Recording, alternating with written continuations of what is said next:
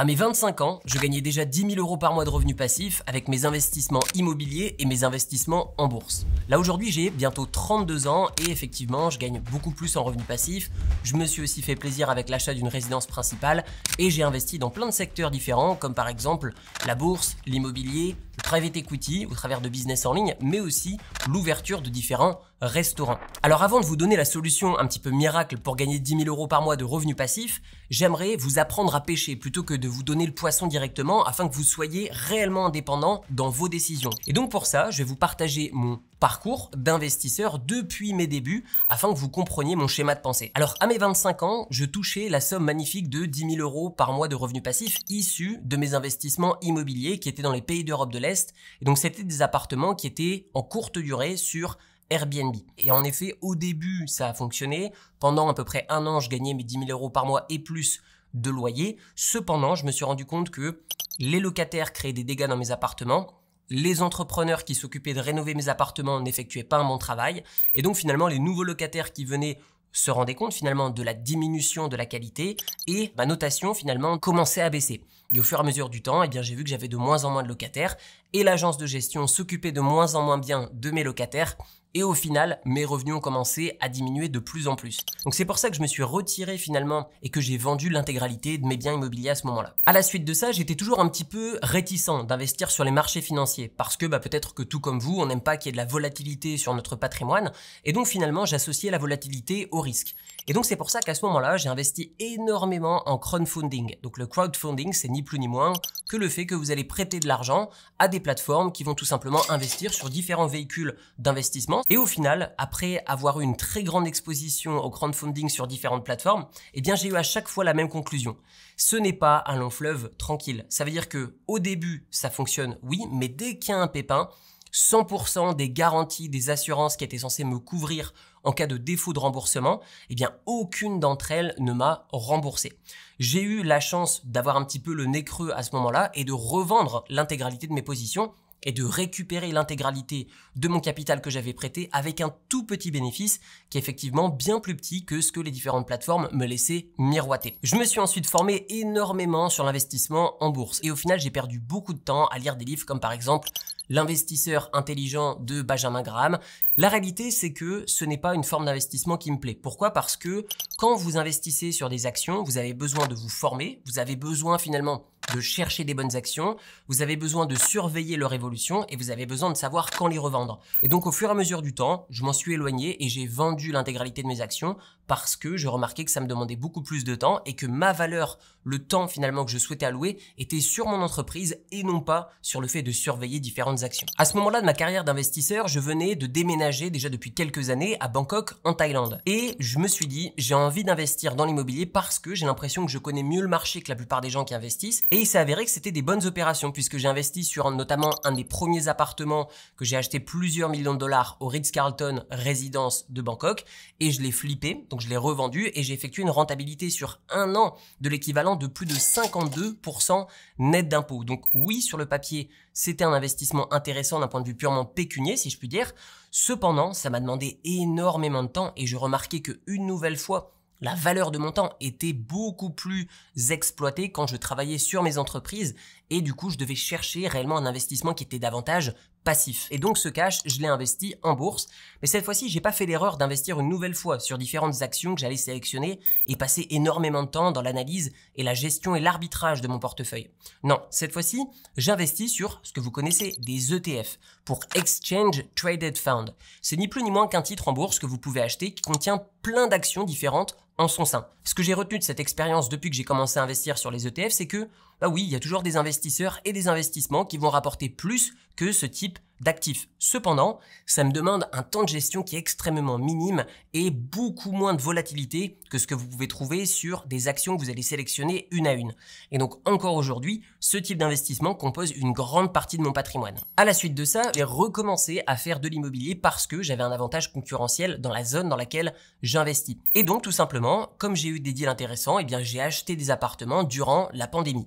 Alors quand je dis que j'ai acheté des appartements, j'ai acheté à peu près 4 appartements pour une valeur globale de plus ou moins 8 ou 9 millions de dollars ici encore une fois à Bangkok en Thaïlande. Mes biens sont tous loués et j'ai une rentabilité nette après frais et après impôts qui est supérieure à 6%.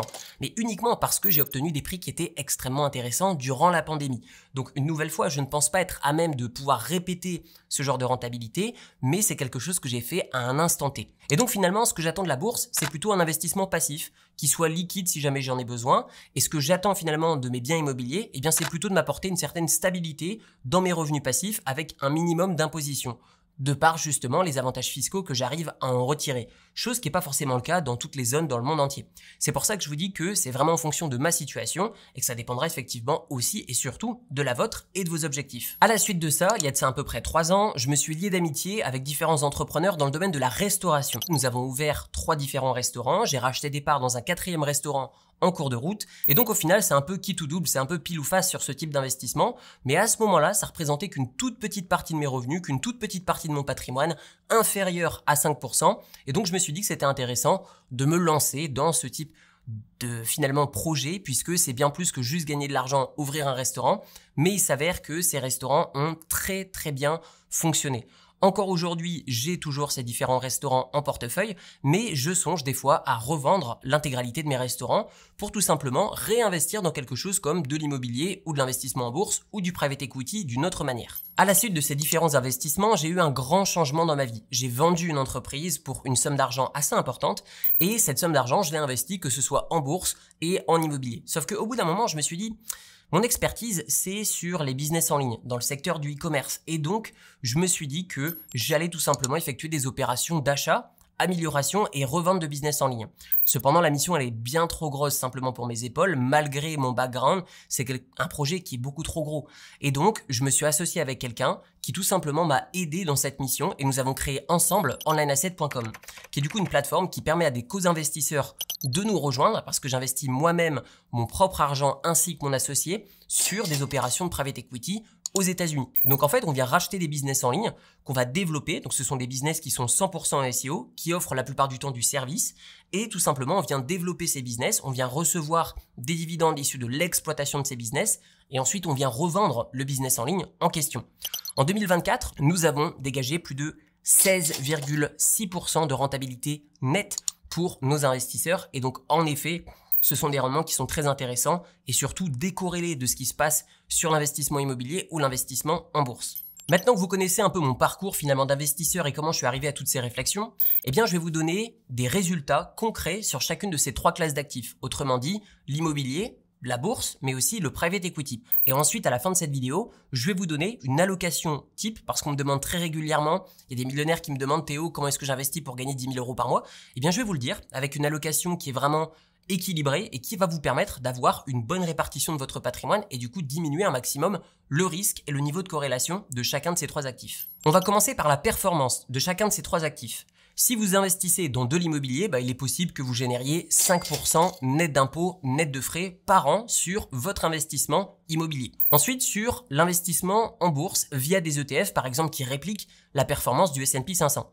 Eh bien, si vous restez investi sur une longue période de temps, et par longue période de temps, j'entends au minimum 10 ans, parce que vous allez avoir de la volatilité sur le chemin, eh bien, vous pouvez avoir historiquement 10% par an. Si vous investissez dans du private equity au travers de Online Asset, nous, notre objectif, la target, c'est 15% par an de rendement. Vous avez aussi une plus-value, mais cette plus-value s'exprime uniquement après la 4e année de l'investissement lorsqu'on vient revendre l'actif en question.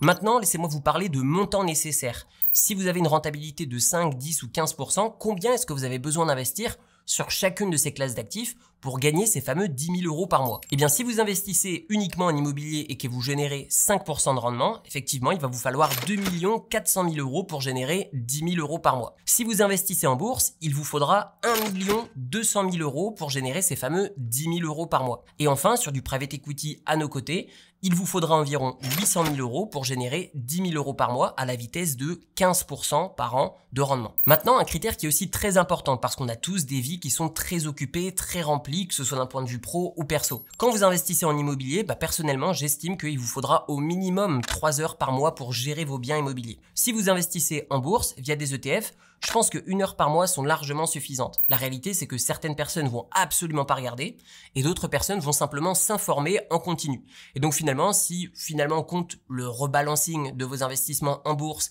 et le temps que vous passez un petit peu à vous former et vous renseigner sur les actualités, eh bien j'estime que 1 heure par mois, c'est vraiment quelque chose d'honnête. Enfin, sur l'investissement en private equity, pareil, 1 heure par mois, je pense que c'est largement nécessaire pour prendre connaissance des rapports qu'on vous envoie mensuellement, puisque à chacun de nos co-investisseurs, eh bien finalement, on vous envoie par mail tous les mois un rapport qui vous dit voici ce qui a été fait ces 30 derniers jours et voici ce qu'on va faire ces 30 prochains jours. Voici les résultats, le chiffre d'affaires, les charges, le profit et voici combien on va reverser. Maintenant, laissez-moi vous parler des risques. L'immobilier, la bourse, le private equity, tout type d'investissement comporte des risques. Celui qui contient le moins de risques, mais qui n'est pas zéro, c'est le fait d'investir sur des obligations de l'État américain qui rapportent du 4,3% par an en ce moment. Cependant, c'est pas quelque chose qui risque de se répéter dans le temps et surtout, vous n'avez aucune plus-value.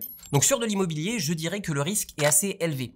Que ce soit la source de revenus qui dépend d'une seule personne, mais aussi votre investissement qui n'est pas diversifié, qui est réellement concentré sur un emplacement en particulier dans une seule zone géographique. Et donc finalement, vous supportez le risque de finalement ce locataire, mais aussi de cette zone géographique. Tandis que la bourse, effectivement, je dirais que le risque est faible si vous restez investi sur une longue période de temps. Cependant, les résultats du passé, ça ne veut pas forcément dire que ça va se répéter à l'avenir. Mais quand même, on peut avoir une forte conviction parce que on a un très grand niveau de diversification et il est impossible que toutes les boîtes du S&P 500 fassent faillite. Quand bien même si ça arrivait, eh bien il y aurait toutes les entreprises qui ne sont pas aujourd'hui dans le S&P 500 qui rentreraient dans ce classement et qui prendraient la place des entreprises qui feraient potentiellement faillite. Et enfin, sur le private equity, je dirais que la manière dont on le fait, le risque est modéré. Pourquoi ? Parce que c'est pas comme l'immobilier où il y a une seule source de revenus et on est sur une toute petite zone géographique. Là, quand vous investissez à nos côtés, vous avez des centaines, voire même des milliers de clients par an sur une zone géographique qui est la plupart du temps un pays. Donc ça peut être par exemple les États-Unis ou ça peut être anglophone, donc dans le monde entier.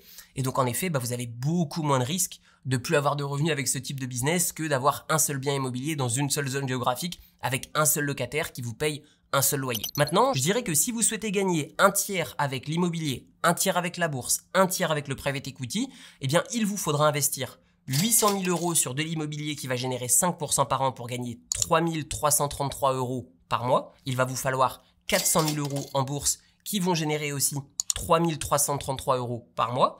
Et enfin, un tiers de vos revenus en private equity, c'est-à-dire 270 000 € qui vont générer 3 333 € par mois. Et donc au final, il vous faudra 1 470 000 € pour générer finalement ces fameux 10 000 € par mois et être totalement diversifié avec des actifs qui sont décorrélés les uns des autres. Je vous mets dans la description de la vidéo 2 liens. Un premier lien, onlineasset.com, qui vous permet d'avoir plus d'informations pour investir à mes côtés.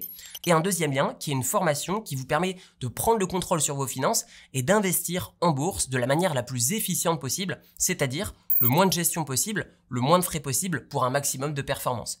Tout ça, c'est dans la description de la vidéo. Je vous dis à très bientôt. Prenez soin de vous. Ciao, ciao.